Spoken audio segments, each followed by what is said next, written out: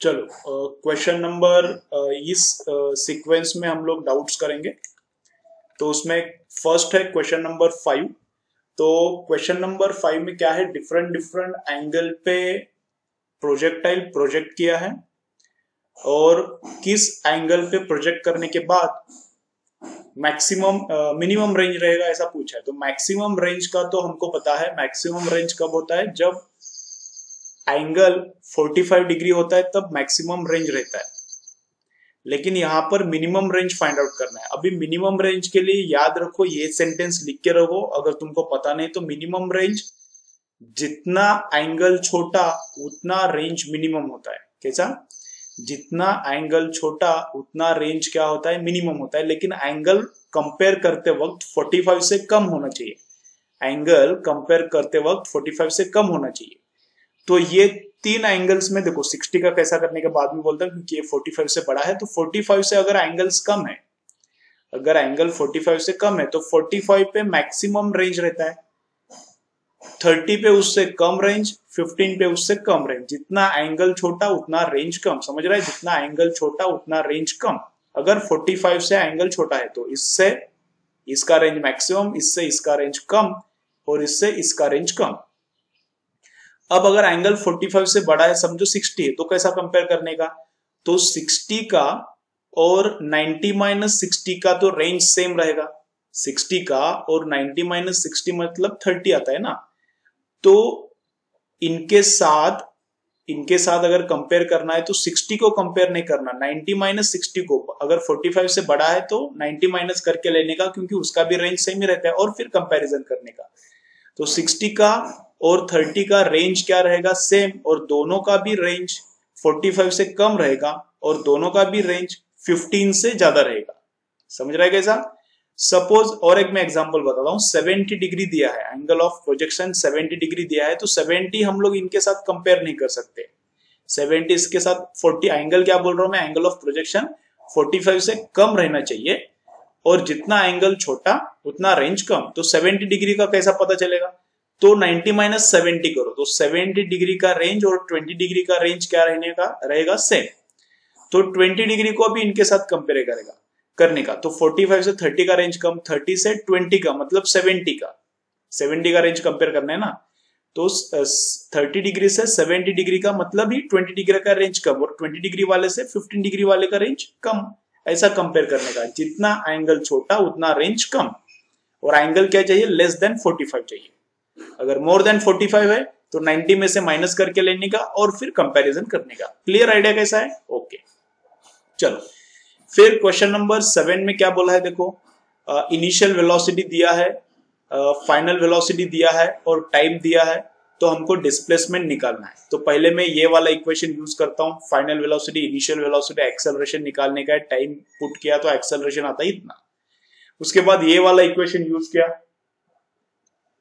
Final velocity दिया है, initial दिया है, +2 इंटू एक्सेलरेशन -2 जो मिला है वो डालो और यस। तो ये 24 आता है, करेक्शन है यहाँ पर। देन क्वेश्चन नंबर 8 में क्या है देखो, ये है होम से ये मार्केट है, ये डिस्टेंस है 2.5 किलोमीटर का। जाते वक्त इतना स्पीड है, आते वक्त इतना स्पीड है। तो क्या बोला है? एवरेज स्पीड निकालने का है। तो मैंने एवरेज ओवरऑल स्पीड भी निकाला है और average in first 40 minutes, 40 first 40 minutes कितना है वो भी निकालना है। तो ओवरऑल एवरेज कैसा निकाला है देखो, overall distance divided by overall time. तो डिस्टेंस कितना? जाते वक्त 2.5 किलोमीटर और आते वक्त 2.5, तो टोटल डिस्टेंस है 5 divided by total time. Time कैसे निकाला मैं बोलता हूं। जाते वक्त कितना स्पीड से गया? 5 किलोमीटर पर आवर। तो 1 घंटे में 5 किलोमीटर जाता है। तो ये डिस्टेंस कितना है? 2.5। तो 5 किलोमीटर के लिए 1 घंटा लगता है। तो 2.5 किलोमीटर मतलब इसका आधा है ना, इसका आधा है। तो कितना टाइम लगेगा? आधा घंटा लगेगा, हाफ एन आवर।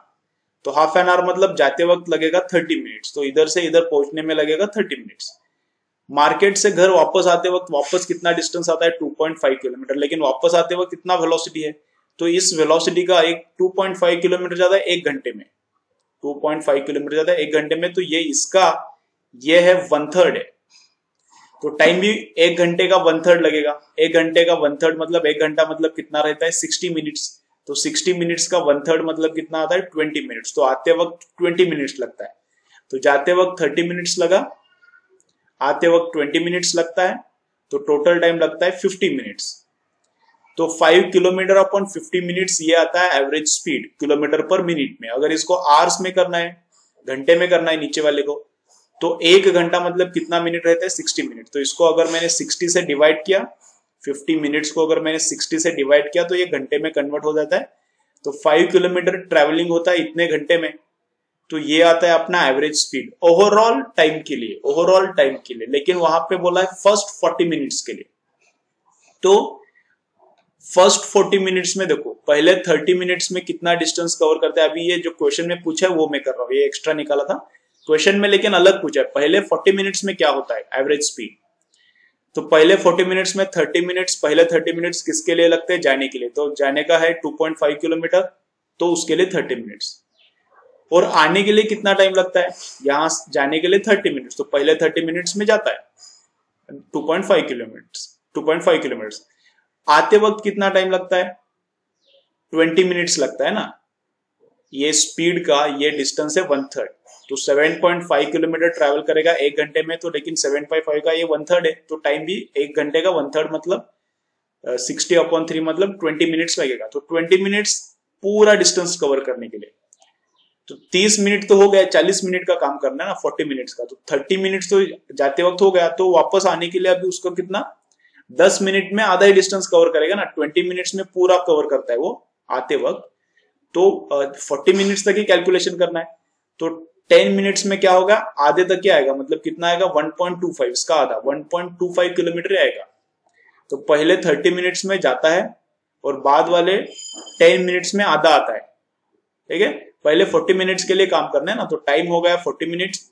घंटे में कन्वर्ट करने के लिए उसको मैंने डिवाइड किया 60 से, इसको लिखा है 5/2 और इसको लिखा है 5/4। ये सॉल्व करके देखो तो ये वाला आंसर आता है। तो जो आंसर दिया है वो सही है, ठीक है। चलो नेक्स्ट है क्वेश्चन नंबर 9 में क्या बोला है, एक्सेलरेशन इतना, तो इधर से इधर जाते वक्त इतना एक्सेलरेशन है 19.6। तो इधर वेलोसिटी 0 है, इधर जाते वक्त कुछ तो वेलोसिटी उसको आता है। और उसके बाद एक्सेलरेशन बंद किया, रॉकेट का एक्सेलरेशन बंद किया, तो जो उसको वेलोसिटी है वो वेलोसिटी का यूज करके थोड़ा डिस्टेंस और ऊपर जाता है, फिर गिरता है। तो पूरा हाइट कितना गया, नीचे से पूरा हाइट कितना गया यह पूछा है, तो उसको मैंने बोला है कैपिटल एच।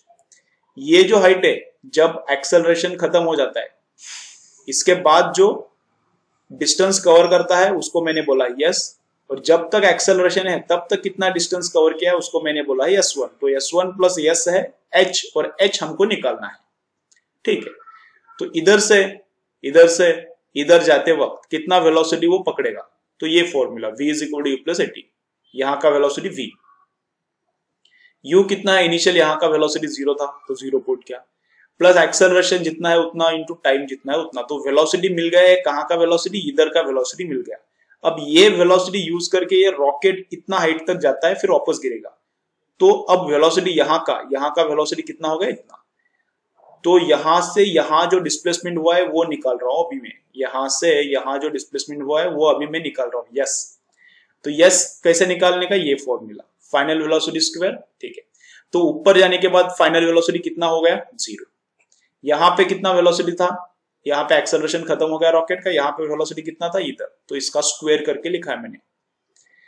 माइनस क्यों, अभी ग्रेविटेशन का एक्सेलरेशन डाउनवर्ड है इसलिए -9.8, 2 का 2 एक्सेलरेशन लिखा -9.8, और डिस्प्लेसमेंट इधर से इधर जाते वक्त कितना डिस्प्लेसमेंट हुआ वो निकालना है। तो वो कैलकुलेट किया तो 490 आता है।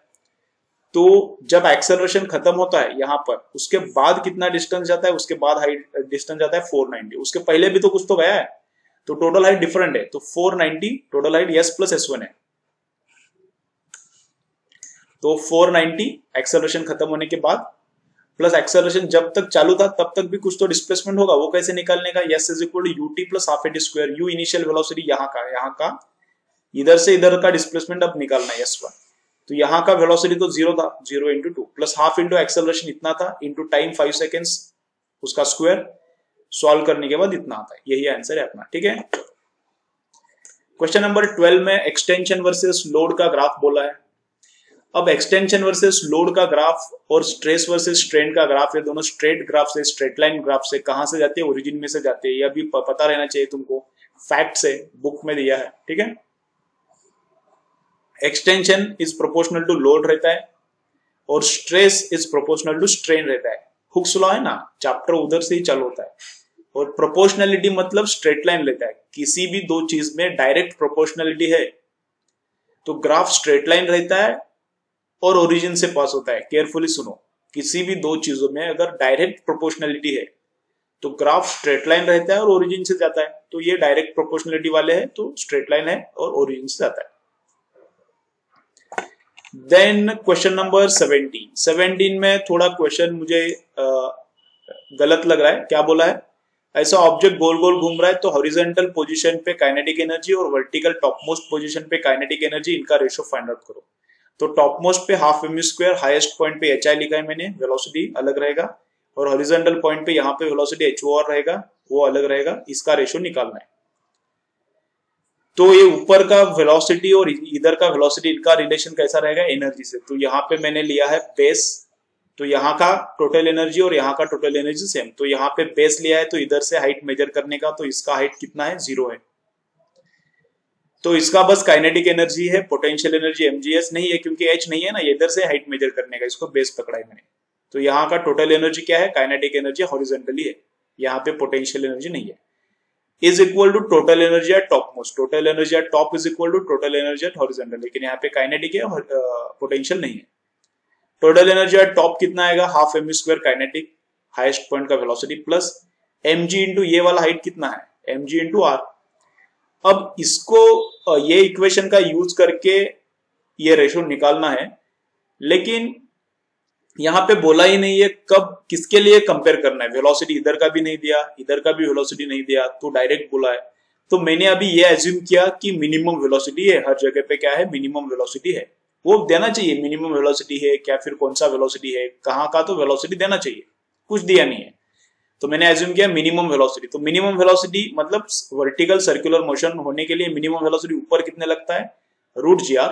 यहाँ पे मिनिमम वेलोसिटी कितना लगता है? √3gr। और यहाँ पे कितना लगता है? √5gr। हमेशा वो वेलोसिटी नहीं रहता, ये वाला अभी जो बताया, यहाँ पे हमेशा √gr नहीं रहता। तुम लोग फास्ट घुमाओगे तो फास्ट भागेगा, लेकिन वर्टिकल सर्कल कंप्लीट होने के लिए मिनिमम कितना लगता है टॉप पे? तो वो रहता है √gr। यहाँ पे कितना लगता है minimum, so that vertical circle gets completed? √3gr। और minimum required at the bottom is √5gr। तो हाफ m टॉप मोस्ट का मिनिमम का स्क्वायर, हाफ m हॉरिजॉन्टल का मिनिमम का स्क्वायर, तो ये आता है 1/3। तो आंसर आएगा इतना, करेक्शन है। क्वेश्चन नंबर 21 देखो क्या है। यहाँ पे स्ट्रेस क्या करना है, वो क्या बोलते हैं उसको, शियर स्ट्रेस का यूज किया है, मॉड्यूलस ऑफ रिजिडिटी का यूज करना है।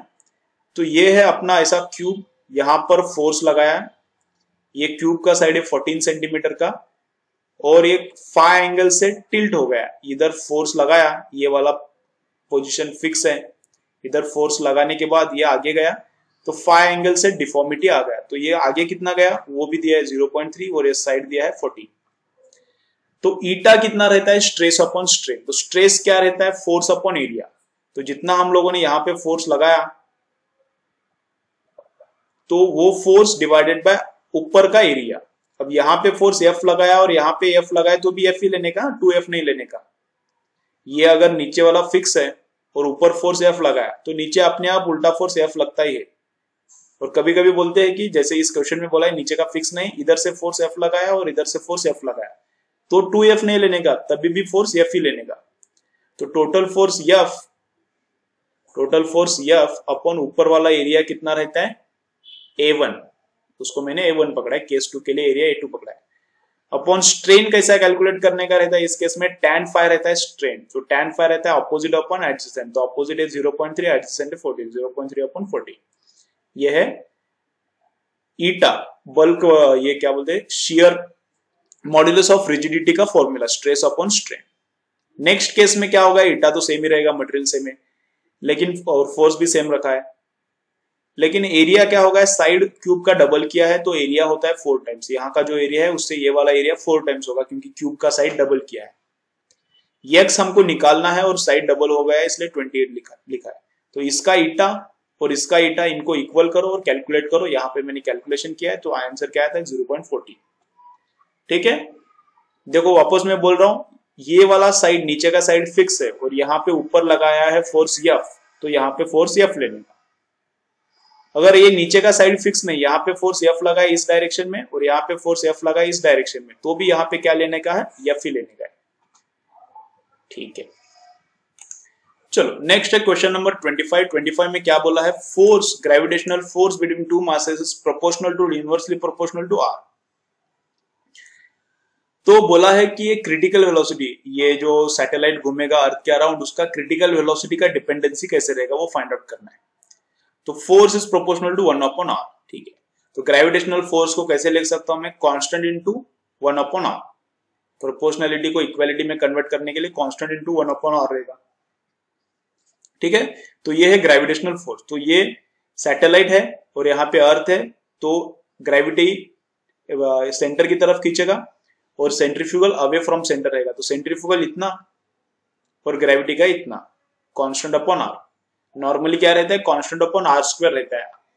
नॉर्मली क्या रहता है, कांस्टेंट अपॉन r², लेकिन इस केस में अलग बोला है तो कांस्टेंट अपॉन r है। r कैंसिल हो गया तो vc, तो m इधर जाता है, तो कांस्टेंट अपॉन मास, तो कुछ r यहाँ पे बचता ही नहीं, तो vc is equal to r cancel हो गया तो इधर r बचता ही नहीं, तो vc r पे डिपेंडेंट है क्या, r बचता ही नहीं, मतलब vc is independent of r। तो ये वाला अपना करेक्ट आंसर आता है। क्वेश्चन नंबर 29 पे क्या दिया है, अलग अलग रेडियाई दिया है, टाइम पीरियड को कंपेयर करना है। तो टाइम्स का square is proportional to radius का क्यूब, इससे टाइम इज प्रोपोर्शनल टू इतना, रेडियस रेज टू 3/2। तो t1/t2 is equal to r1/r2 raise to 3/2। r1 दिया है, r2 दिया है, डालो इधर, तो 10 रेज टू 3/2। इसका मतलब क्या, 10 का क्यूब उसका रूट, इसका मैं 10 का क्यूब उसका रूट, तो 10 का क्यूब कितना 1000, उसका रूट लेने का, ये अपना आंसर है। क्वेश्चन नंबर 33 में अल्टीट्यूड दिया है, डिस्टेंस नहीं दिया है। ये जो सैटेलाइट है इसका अल्टीट्यूड दिया है अर्थ से, अल्टीट्यूड मतलब हाइट रहता है, तो मतलब r, इसका रेडियस कितना हो गया, सेंटर से रेडियस निकालना है तो वो होगा 3r। ठीक है, अब एनर्जी रिक्वायर्ड निकालना है, तो यहाँ का सैटेलाइट इधर ले जाना है, उसके लिए एनर्जी कितना लगता है। तो यहाँ का टोटल एनर्जी माइनस यहाँ का टोटल एनर्जी, यहाँ का टोटल एनर्जी माइनस यहाँ का टोटल एनर्जी, वो रहता है एनर्जी रिक्वायर्ड। अब यहां जाके सैटेलाइट को ऑर्बिट में सेट करना है, मतलब यहां जाके सैटेलाइट को वेलोसिटी भी देना है और वो घूमना चाहिए क्या, बस यहाँ का सैटेलाइट यहाँ लेके जाना है, ऐसा वहां पे कुछ क्लियर नहीं समझ रहा। तो जितना वहां पे लिखा है उसके हिसाब से मुझे क्या लग रहा है, यहाँ का सैटेलाइट उठा के बस इधर ले जाके रखने का है, ऑर्बिट में उसको वेलोसिटी देके सेट करने का ऐसा कुछ बोला नहीं उधर, समझाए क्या। यहाँ का सैटेलाइट तो एक तो इधर लेके जाने का एक काम ये रहता है, दूसरा उसके आगे क्या काम रहता है, उसको वेलोसिटी देके उसको सेट करने का ये ऑर्बिट में। तो उसको इस ऑर्बिट में वेलोसिटी देके सेट करना है क्या नहीं करना है ऐसा कुछ बोला नहीं है। तो मैंने क्या पकड़ा, इधर का सैटेलाइट इधर लेके जाने का, बस वहां पे रखने का विदाउट वेलोसिटी। तो कितना एनर्जी लगेगा, तो कितना energy, total energy final minus total energy initial. तो फाइनल एनर्जी कितना, यहाँ का एनर्जी कितना, यहाँ पे भी काइनेटिक नहीं है, बस पोटेंशियल है, तो बस पोटेंशियल लेने का। पोटेंशियल का फॉर्मूला ये माइनस GMM/r, माइनस GMM/r कितना है, स्मॉल आर रहता है ना यहाँ पे, तो स्मॉल आर क्या रहता है, capital R plus H। Height 2r दिया है, इसका हाइट इधर से 2r दिया है, तो ये माइनस इनिशियल एनर्जी, मतलब जब सैटेलाइट अर्थ पे था तब का एनर्जी, तब भी उसको काइनेटिक नहीं था तो तब भी potential, minus of only potential आएगा, काइनेटिक नहीं आएगा, माइनस GMM/r। तो स्मॉल आर क्या रहता है, R प्लस H, लेकिन H कितना है, सरफेस पे, इसलिए H 0। तो इसको सॉल्व किया तो ये आंसर आ रहा है। तो मेरे हिसाब से यही सही है, करेक्शन है इसमें, लेकिन वो जो आंसर दिया है करेक्ट वो कैसा निकाला है वो भी बोलता हूं मैं।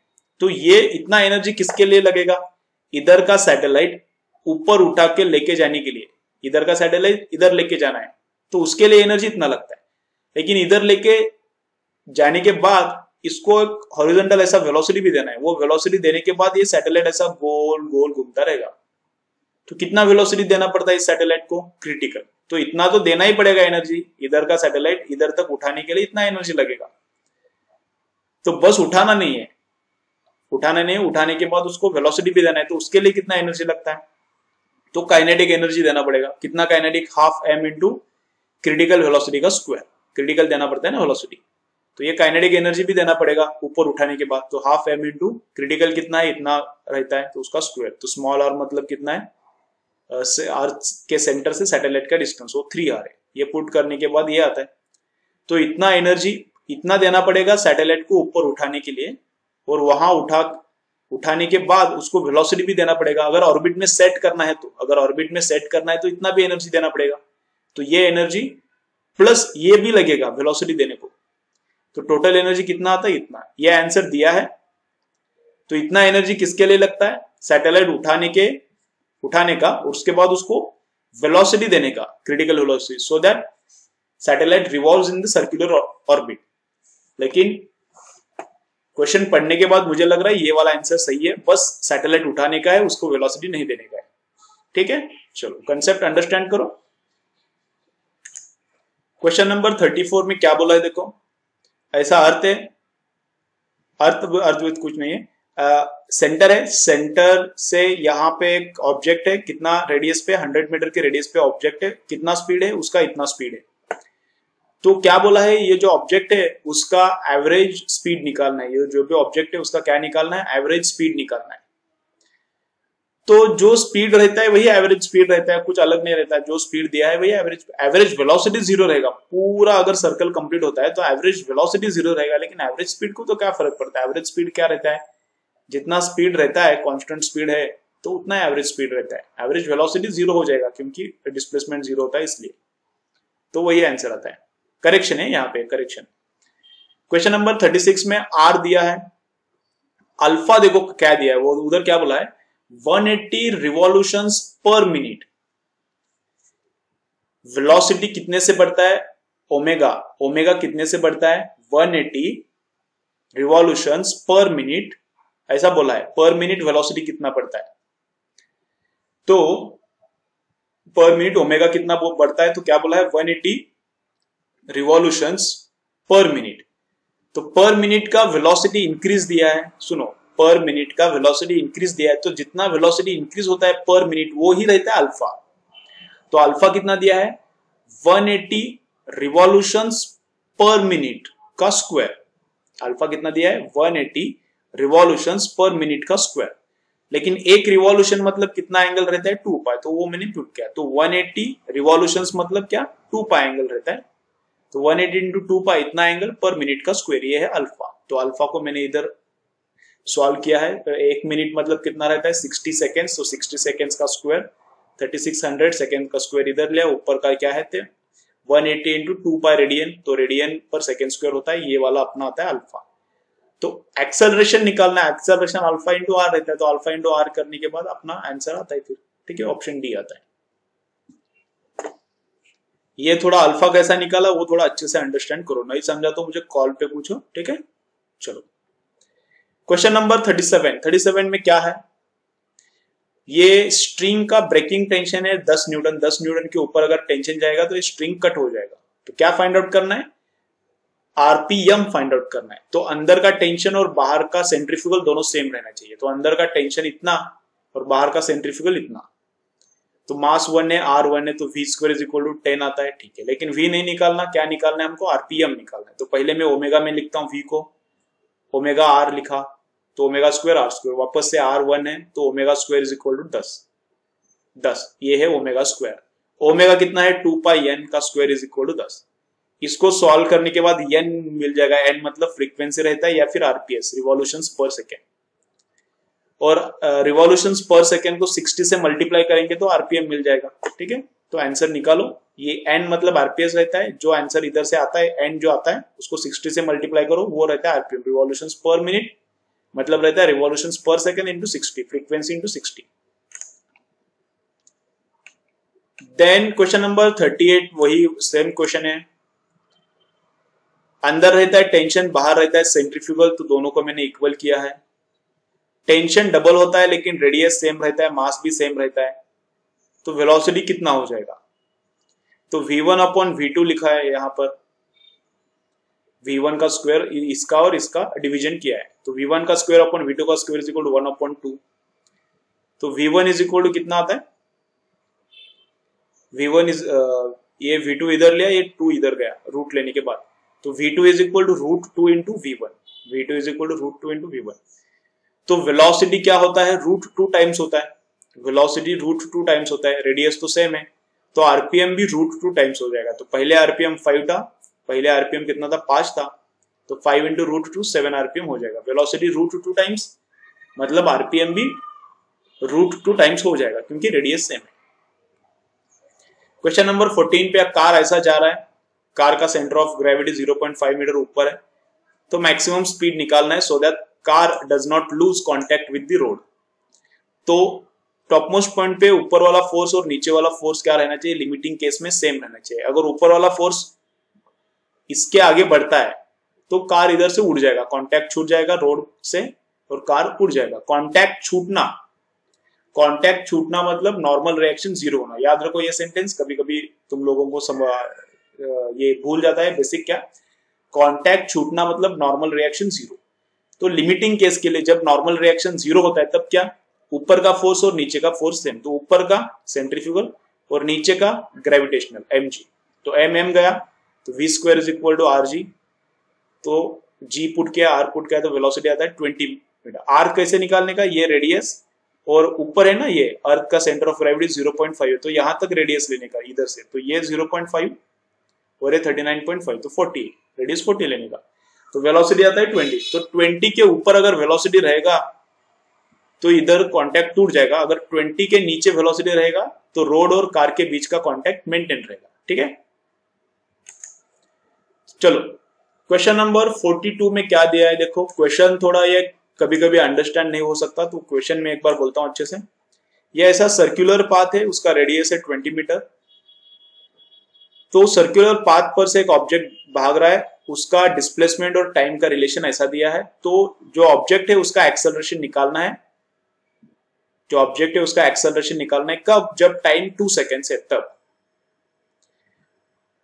तो सर्कुलर पाथ पे है तो उसको एक टेंजेंशियल एक्सेलरेशन रहेगा, रेडियल भी एक्सेलरेशन रहेगा।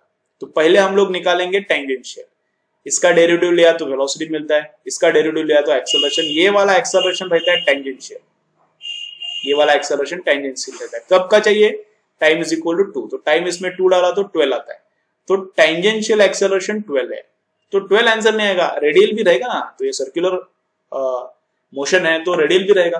तो रेडियल कितना रहेगा एक्सेलरेशन, v² अपॉन r, तो यहाँ का 2 सेकेंड पे जो भी वेलोसिटी है उसका स्क्वायर अपॉन r, r तो 20 है, और वेलोसिटी कैसे निकालने का ये फॉर्मूला, और कब निकालना है, जब टाइम 2 सेकेंड है, तब टाइम 2 डालो इधर, तो 2 का स्क्वायर, तो 3 इंटू 2 का स्क्वायर, ये वेलोसिटी उसका स्क्वायर, तो ये वेलोसिटी का स्क्वायर डिवाइडेड बाय आर, ये हो गया रेडियल एक्सेलरेशन, तो ये आता है कैलकुलेट करने के बाद 7.2। तो radial acceleration toward centre 7.2, tangential acceleration 12, तो टोटल एक्सेलरेशन कैसा, √AR² प्लस AT², तो टोटल एक्सेलरेशन कैसा निकालने का, √AR² प्लस AT², तो AR निकाला है, AT निकाला है, कैलकुलेट करो अप्रोक्सीमेटली 14 आता है।